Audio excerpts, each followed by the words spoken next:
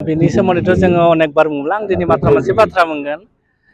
BTR सुक्तिया जाहैबाय एबसु एनडिपिनि मोनब्रै हानजा इउबिपिअ इउनाइटेड बर्डार पिपल अर्गेनाइजेशन बे मोनथाम हानजा आरोबाव भारत सरकार आरो आसाम सरकारनि गेजेराव जानाय मोनसे गोरोबथा बिटिआर गोरोबथा आरो बेवहाय हाग्रामा महिलारियाबो बै सुक्तियाव सासे उइटनेस हिसाबै बिथाङा सागान होदों साखि हिसाबै सागान होदों।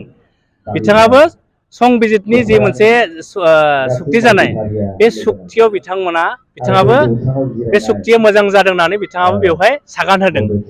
दिनै बिथाङा जुदि बिदि बुङोब्ला जुदि मावफुङा होननानै बुंदोंब्ला आं दिनै सानो जि 5000 जोंनि मुंख्लंफोर जाय बर' हारिनि जेंनाखौ सुस्रांनो थाखाय जायफोर मुंख्लं जालांबाय बै मुंख्लंफोरखौ बिथाङा एक नम्बराव लाजि फोनांनाय जागोन।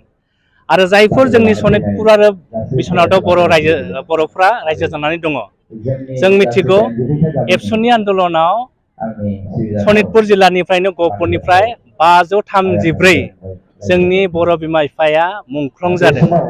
बै मुंख्लंमोनखौबो बिथांमोना हाग्रामा महिलारियावब्ला बेवहाय बिथांमोनखौ लाजि फोनांनाय जागोन। आरो बिथांमोना बै ओनसोलाव थानाय जिखिनि बर' बिजोंनि फरायसालिफोर दङ जायफोर दायो सरकारि जायाखै बिटिआरआव माखासे बर' बिजोंनि फरायसालिफ्रा दाबो सरकारि जायाखै अब्ला हाग्रामा महिलारिया बै बर' बिजोंनि फरायसालिफोरखौ सरकारि जाजानायखौ लुबैया नामा?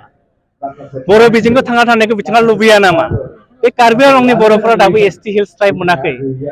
बिथाङा जे सुक्ति खालामदों बिटिसि सुक्ति बे सुक्तिनि 8 नम्बर दफायाव लिरनाय दङमोन जे कार्बि आंलंनि बर'फोरनो एसटि हिल्स मोनथायखौ होनांगौ।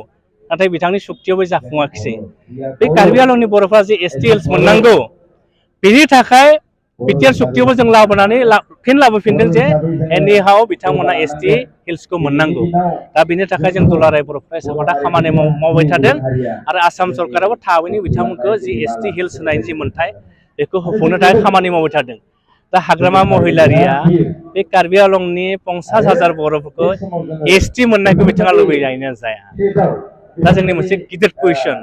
दा बिथाङा जुदि थारैनो बर' हारिखौ मोजां मोनोब्ला बर' हारिनि जेंनाखौ सुस्रांनो लुबैदोंब्ला गावखौनो दावहारु होननानै बिथाङा जुदि फोरमायनो लुबैदोंब्ला बिथाङा सुक्तिखौ आखरे आखरे बिथाङा फालिनायाव जाफुंनायाव मदद होनांगोन।